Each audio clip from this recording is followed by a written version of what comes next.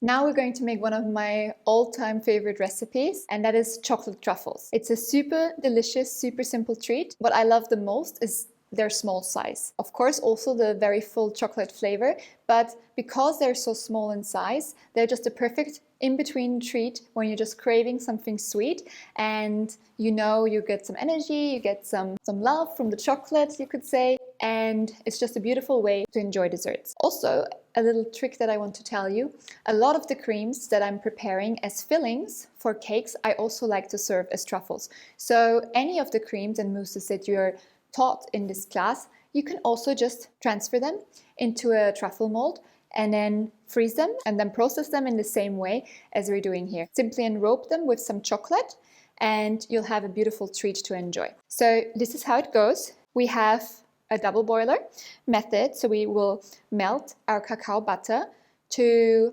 about 45 degrees Celsius and then combine it with our other ingredients. Thermometer to check the temperature. You could also opt for warming up the coconut cream first. Either way is good. And it will be easy for you to see once the temperature reaches because the pellets will be melting. Pour in the coconut cream and get your whisk. And you're basically whisking to emulsify. We can transfer it into our blender. And in the meantime, we can also melt our coconut oil in the warm water here without any additional heat. And we can add our agave and our vanilla.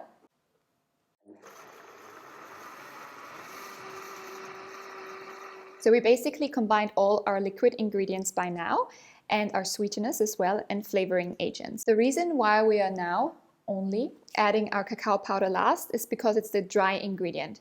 So we want to just spoon by spoon, again, emulsify it with the rest of the ingredients. And you will see how the mixture will very quickly turn into a very smooth, silky chocolate. Now we can transfer our truffle mix either directly into molds or into a bowl if we decide to hand shape our truffles later on, or we can transfer it into a piping bag and in this way very cleanly fill our truffle molds. We don't move it all the way to the bottom because we'll cut it later. And then you fill it. Okay, that will be enough for now. Whenever you work with chocolate, I recommend that you place a plastic or something underneath that you don't mind making dirty. Have your container close by and have your molds close by. Then you can cut your tip off, not too far up, just so that your nozzle can fit through perfectly. Now you can use a spatula to push any air bubbles down. And there we go. All the way to the top. Unless you want to fill it with something else also, you could put nuts or dried fruit in the center, no problem. You can always turn the piping bag with your top hand to keep the pressure consistent. And the small molds. We can even out the tops and we can see where we can add a little bit more. You can still clean up some of the edges, but it's not super accurate. You will be able to remove the excess also once the mixture has set. And then you can transfer your truffles into the freezer, leave them there overnight, and then you can pop them out of the molds and either eat them just as they are or enrobe them. So I've shown you how you can prepare your truffles using molds. But of course, you are in no way obliged to use molds for making your truffles. You can also hand roll them. So if you choose this option, you simply transfer the chocolate mix from your blender into a bowl and then let it set in the fridge for maybe half an hour. And then you can, maybe it depends on the temperature of your fridge, but let's say half an hour to an hour. And then once you see that it is firm enough for you to scoop it out, you can scoop it out, hand roll them, and then place them on a plate. So the truffle mix that we want to hand shape has sat in the fridge for about an hour, I believe. And you just need to check if the truffle starts to solidify and starts to be spoonable, right? So once it reaches this state, get some gloves. It's not just for hygiene, but it also helps create a little bit of a barrier between the warmth of your hand and the truffle mix. And you can take one portion. Ta-da! Toss it in any kind of powder. Superfood powders are super helpful here. a nice flavor accent.